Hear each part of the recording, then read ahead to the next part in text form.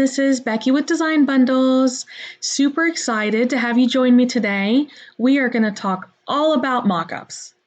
Now, you may be asking yourself, what is a mockup? Why do I need a mockup? Where do I even get mockups? Don't worry, because we're going to tell you all about that and more in today's video. So let's go ahead and jump over to designbundles.net and get started. All right, here we are, designbundles.net, and we're going to talk about some really neat things that you can take advantage of in terms of mockups.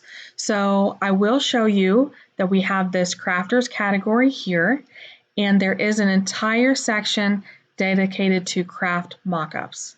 You can go to seasonal, occasions, clothing, everything that you could ever want in terms of mockups. Let's click over to household and just show you the types of things that I'm talking about when you're working with mockups. Now you'll see there's everything from coffee mugs, wine glasses, flour sack towels, anything you can think of. Somebody has already done all the hard work for you and they're giving you this awesome mockup for you to use. Okay, all of those are there. Another important thing to notate is when you look at clothing, sometimes, especially if you're selling to a particular customer, you may need a specific brand. And that is important because different brands are going to look different naturally. So what I wanted to show you is when you're scrolling mockups, you can even take a look here. For example, this one is a Gildan style t-shirt. This one is Bella Canvas. You can get adult sizes, child sizes, medical uniforms. There are just so many different mockups that you can choose from that really will showcase your design and give a better end product to your customer because they will have a really awesome idea of what their product is going to look like. And what I mean by saying that is that not all shirts are created with the same cut. So if I'm going to use a ladies cut shirt or just a more form-fitting shirt or a tank top, I can come in here and I can find either that exact shirt or one that's really, really similar, but a lot of times that exact shirt. And I can use that type of mock-up so that it will fit with what my end product will be. Another important thing to talk about is our Plus membership. Now it's important to bring that up because you can also find mock-ups here. So then there's not as much stress of buying this mock-up or buying that mock-up. You can come to the Plus membership and you can simply either search for what you're looking for. You can come over here and you can narrow it down. For example, if I just want to search for mock-up, okay, I have all these awesome mock-ups to choose from. And what this means is that I get to use my Plus credit for it instead of worrying about coming out of pocket. Because we all know anytime that you're running, especially a small business, in craft businesses, saving and getting the most bang for your buck really makes a difference. So I really like it when there are situations when I can use my Plus credits because then I get to put a little bit of extra money back in my pocket and make sure that I'm getting, the most value and still being able to keep up with the demand of servicing my customers. So let's go ahead and talk about some tips and tricks for choosing a mock-up, what to look for in a mock-up, and which mock-ups will give you a really good return for your money. So you can see that I have a pretty good assortment. This is a mock-up folder that I keep to store all my mock-ups in. Some of these have been paid and some are part of my Plus membership. Now, you'll notice that there's a big difference between how a mock-up looks when it's taken on a background like this and how a mock-up looks when it's taken on a more natural background such as this. Now, I'm not saying that there's one specific way to look at this or to choose one or the other, but I just noticed that I really enjoy having a consistent feel. Now, that doesn't mean I want to use the same mock-up for everything, but I do try to use mock-ups, especially if I can get them from the same designer. They'll all have the same type of feel to them, the same type of layout, and it just gives my shop a more consistent look when you're looking at more than one product. So lighting is also very important. I really am drawn to, let's look at this mock-up. This mock-up has really good lighting. It's a white shirt, but it has a little pop of color, a nice distressed background, which kind of calls to the rustic feel, just depending on the style for your shop and your designs. And then these raglans also have a lot to offer because they add that pop of color and you can still add accessories without going overboard. These are really good, I find, for seasonal designs. For example, this one I used for Easter, and this green one over here I used for St. Patrick's Day, and it just really adds to the design in my opinion. Now, I do like to use different types. I have tote bags, wood rounds, I have, the pillowcase, I have wood signs, and just having a variety to be able to show things off. We're a big baseball family, so I even got a mock-up that has the baseball look to it with the ball cap, the baseball, that sort of thing, to showcase my baseball designs. So those are some things to consider. Get seasonal mock-ups, get a few different types. If you are actually selling designs, then you're going to want to buy mock-ups that match the items that you're selling and that sort of thing. So try not to go out and go all willy-nilly and just buy all the mock-ups that you're not going to use. Try to make sure that you have a method for your madness on which mock-ups you buy and why you buy them.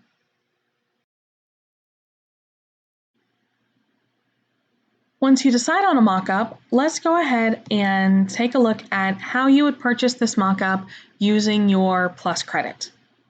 Basically, when you search in that category, all of the designs you're looking at will be available with your Plus credit. So you're going to click on it, come up to this main design page, and right here it will show you buy now for 1 Plus credit. I'm going to click that button, click confirm, and then simply download now. So that is really exciting because I don't have to go through multiple steps to be able to download the goodies that I need. It just makes it a tad bit easier. Not that purchasing regular is a hardship, but this is just so super easy. I don't know how I ever lived without it. It is downloading down here in the bottom of my screen, and once it is downloaded, we're going to take a look about opening it up and being able to import it into Silhouette Studio.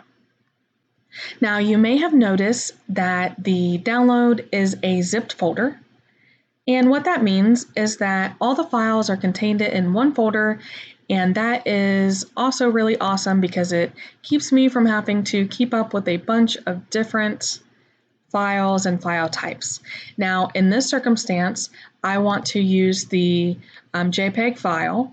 And from Silhouette Studio, I cannot open a design that is zipped into a folder.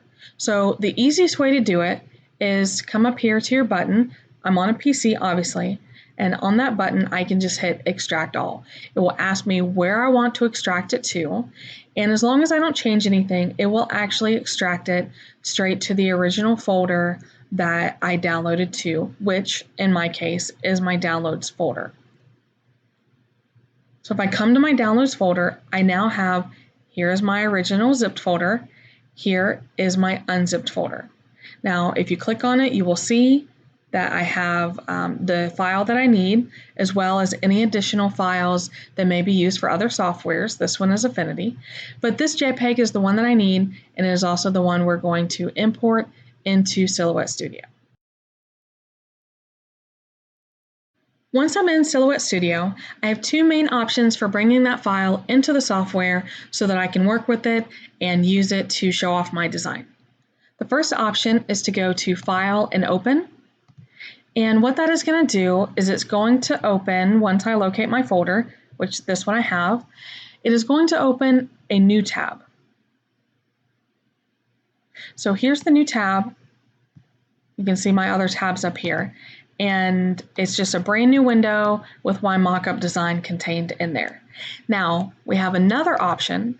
If I already had my design open, I can go to File and Merge, and I can import a file straight into the workspace I'm already working on.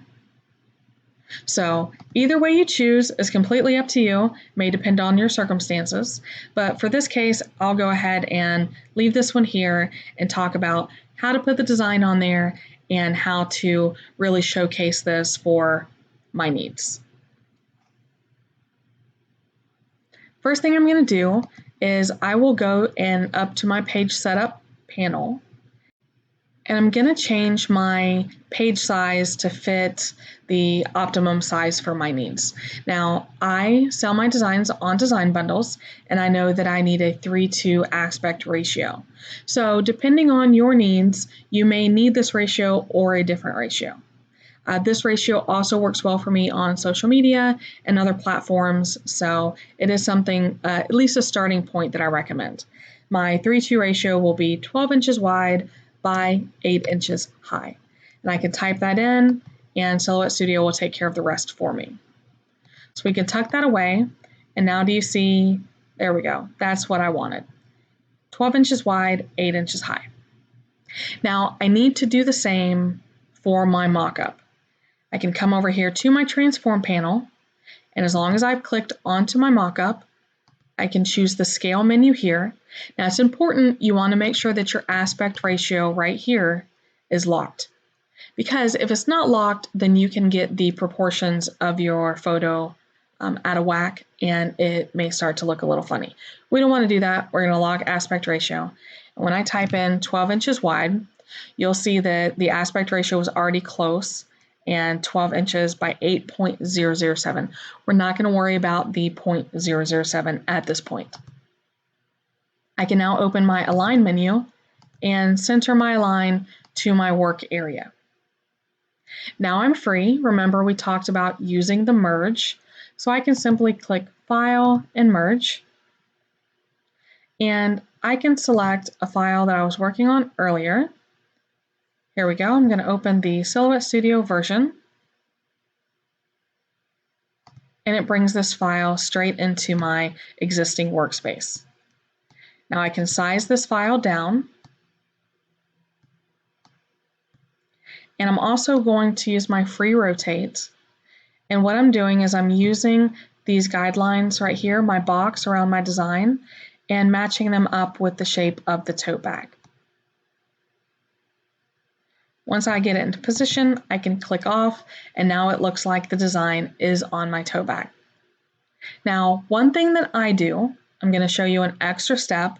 I just want to go ahead and give the disclaimer that this is perfectly acceptable. You do not have to modify it beyond this point.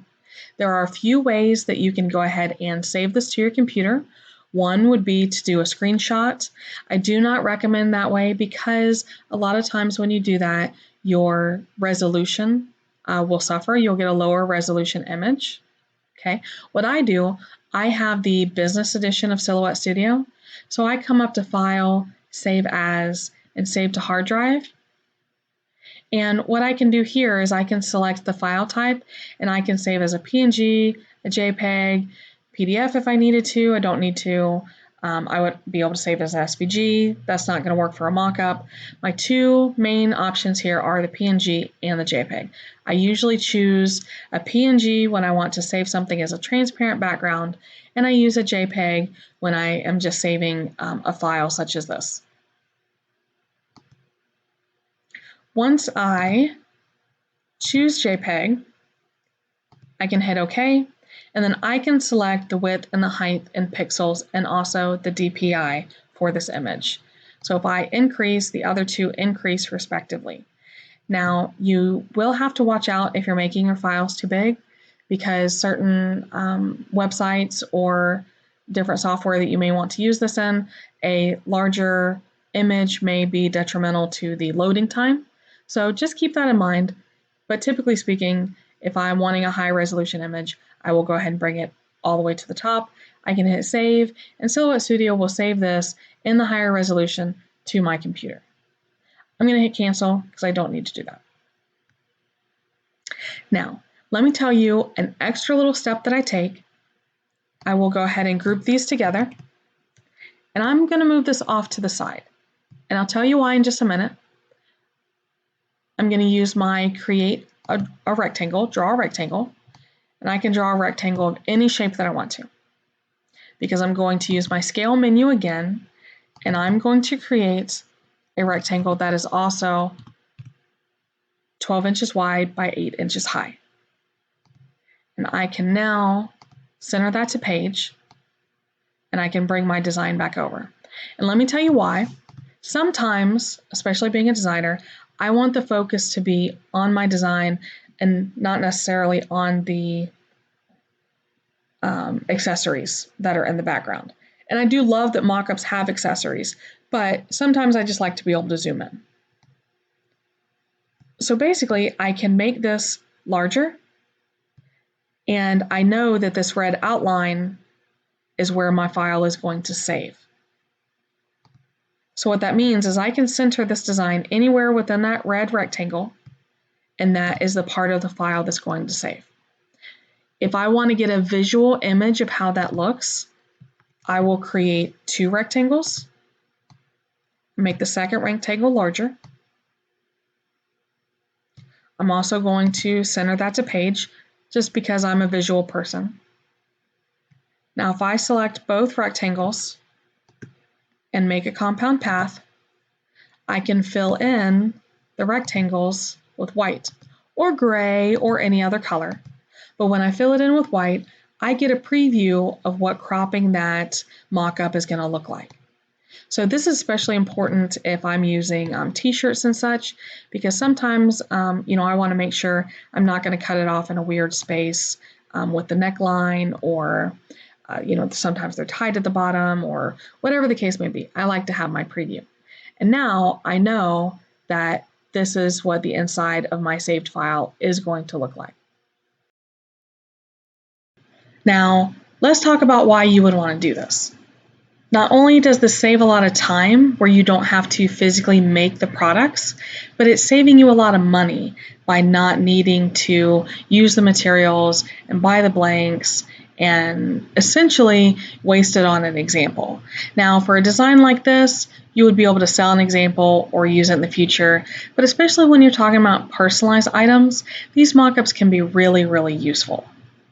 Another thing to talk about when we start talking about selling customized items, it's really a great idea to be able to show your customer what it's going to look like and get their approval before you make it.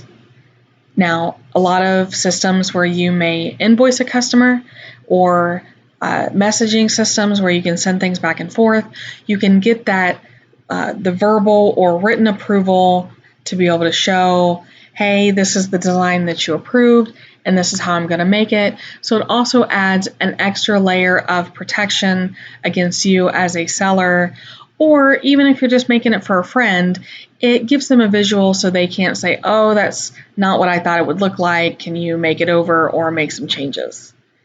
Now, with all this useful info, you are fully prepared and equipped to go out there and make the mock-ups to really just knock it out of the park and show your customers what you're capable of. I really appreciate you joining me today. Thanks for sticking it out and listening to all my talk about mock-ups. I sure hope you learned something, and we hope to see you again here on the Design Bundles channel in the future.